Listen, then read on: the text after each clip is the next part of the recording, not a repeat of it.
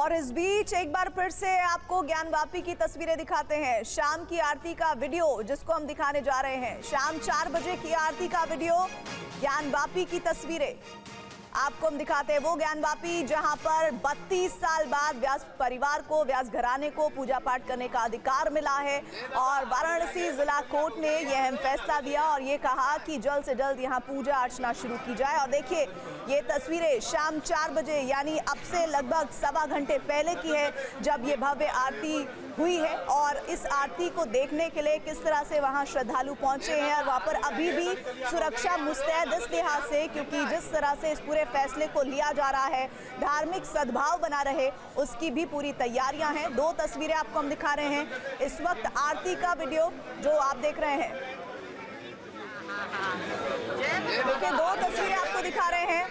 आरती जहां हो रही है ज्ञानवापी में, व्यास परिवार इस पूरी आरती को करने में अब पूरी तरह से कामयाब हुआ है। हिंदू पक्ष की बड़ी जीत और इस आरती को खुद देख पा रहे हैं, शाम की आरती को वहां मौजूद श्रद्धालु, वो भी तस्वीरें हैं। लेकिन कोशिश यही है, सुरक्षा व्यवस्था यही है कि किसी भी तरह से ये धार्मिक सद्भाव जो है वो बरकरार रहे और ऐसे में सुरक्षा भी वहां पर काफ़ी है। लोग अपने परिवार के सदस्यों के साथ यहाँ पहुँच रहे हैं, बच्चों को लेकर पहुँच रहे हैं।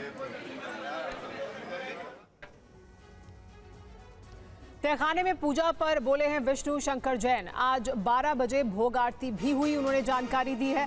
बिना किसी ऑर्डर की पूजा रोकी गई थी और उसके बाद अब कोर्ट की तरफ से आदेश दिया गया तो ये एक बार फिर शुरू हुई है।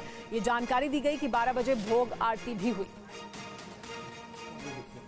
देखिए बहुत बड़ा डेवलपमेंट है ज्ञानवापी केस में और मैं बताना चाहता हूँ कि व्यास परिवार के तहखाने में उस सेलर में जो नंदी भगवान के ठीक सामने वहाँ पूजा पाठ नियमित रूप से होती रहती थी और गलत ढंग से वो पूजा पाठ रोकी गई थी नवंबर 1993 के बाद। बिना कोई रिटर्न ऑर्डर के वहाँ पे पूजा पाठ रोक दी गई। व्यास जी को उस तहखाने से बाहर कर दिया गया। सेक्शन 3 और प्लेसेस ऑफ वर्शिप एक्ट के वायलेशन में वहाँ बैरिकेडिंग लगा दी गई बिना किसी रिटर्न ऑर्डर के। मेरी इस बात को प्लीज़ अप्रिशिएट करिएगा कि बिना किसी रिटर्न ऑर्डर के पूजा रोकी गई और बिना किसी रिटर्न ऑर्डर के वहाँ बैरिकेडिंग लगाई गई, बिना कोई नोटिस दिए हुए। तो आज उस इलीगल काम को माननीय डिस्ट्रिक्ट कोर्ट वाराणसी ने रेक्टिफाई किया है और मैं बहुत खुश हूँ कि राज्य सरकार ने कोर्ट के ऑर्डर की कंप्लायंस में वहाँ पे पूजा पाठ स्टार्ट कर दी। आज 12 बजे भोग आरती भी वहाँ पे हुई है और 5 टाइम वहाँ पे आरती होगी नियमित रूप से, उसका भी शेड्यूल मैंने मेंशन कर दिया अपने ट्वीट में। ज्ञानवापी में हुई पूजा को लेकर याचिकाकर्ताओं का क्या कहना है, जानने के लिए ये रिपोर्ट देखिए।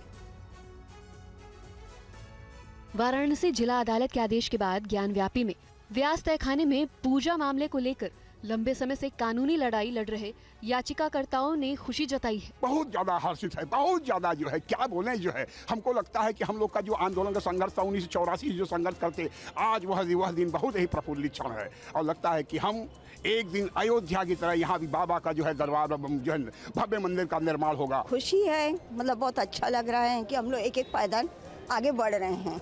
अभी तो व्यास जी के तहखाने में हम लोग को मतलब दर्शन का मतलब माननीय न्यायालय से आदेश मिला है कि मतलब जनता के लिए खोल दिया जाए।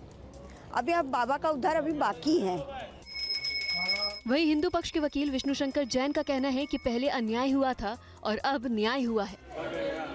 जिस तरह से रातों रात बिना कोई रिटर्न ऑर्डर के पूजा रोकी गई थी, एक अन्याय हुआ था। आज उस अन्याय को एक न्याय के माध्यम से, कोर्ट के माध्यम से उनके ऑर्डर की कंप्लायंस करने का काम किया गया।